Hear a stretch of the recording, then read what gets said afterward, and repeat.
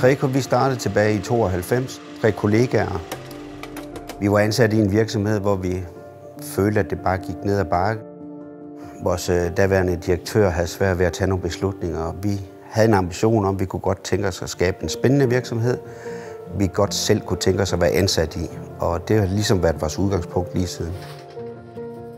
Treco har siden starten i 1992 været en stabil virksomhed, indtil vi når omkring 2015, hvor vi virkelig begynder at få noget vækstambitioner ind i virksomheden. Og i den periode fra 15 og til nu har vi jo vækstet virksomheden med 400%.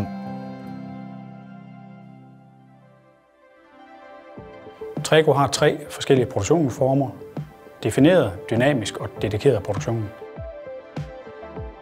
Fordelen ved defineret produktion er, at hvis man forestiller, at der er en kunde, de har et produkt, som er udviklet, og de skal have det produceret. Og den mulighed, den stiller vi til rådighed. Men samtidig så lader vi alting passere vores konstruktionsafdeling, så vi får en vinkel på, hvor vi løber produktet igennem. Vi optimerer der, hvor det giver mening, og ellers så producerer vi. Og fordelen for kunden er, at i stedet for, at vi producerer 100% ud fra en 3D-fil for eksempel, at så får man det her ekstra med, at vi samtidig forholder os til, er der noget, hvor vi kunne være med til at drive kosten ned på produktet. Fordelen ved dynamisk produktion er, at det kan være en kunde, det kan være, at de bare har en idé til et produkt. Det kan også være, at de er længere, at de rent faktisk har arbejdet med det, men vi kan gå ind i processen lige meget, hvor kunden ønsker det. Vi kan tage det helt fra idéstadiet, hvor der kommer en kunde og bare fortæller om den her idé. Så kan vi tage idéen videre, vi kan udvikle produktet, vi kan stå for alt indkøb og sourcing af komponenter, produktion, prototype, test, emballering, alt efter hvad kunden ønsker. Men vi kan tage det på hvilket som helst stadie. Det kan også være, at kunden kommer med et eller andet, som er 80% færdigudviklet, og så tager vi det sidste stykke vejen. Fordelen ved dedikeret produktion er, at vi laver et setup, der passer specifikt til den pågældende kunde og det pågældende produkt. Det vil sige, at vi er inde og kigge på, hvad er det for et layout. Man skal forestille sig, at vi starter fra en tom produktionshal, og så indretter vi det, så det passer lige præcis til det, vi skal producere. Og vi sætter ressourcer af til det, det vil sige både administrative, men også produktionsmedarbejdere, der udelukkende fokuserer på den her produktion. Og det gør, at man har en gruppe mennesker, som det er deres hverdag, det er lige præcis den her produktion. Vi har også bedre mulighed for at optimere processerne, fordi layoutet det er designet til det her specifikke produkt. Ja, fordelen ved at samle sin produktionstræk, det er, at vi kan varetage det hele. Kunden kan ligesom lægge hele ansvaret over på Treco.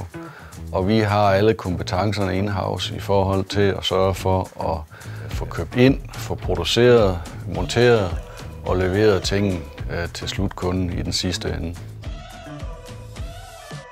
Jamen, nogle af de kerneværdier, vi har holdt fast i, siden vi startede, der er naturligvis det med, at vi er omgængelige, vi er let tilgængelige.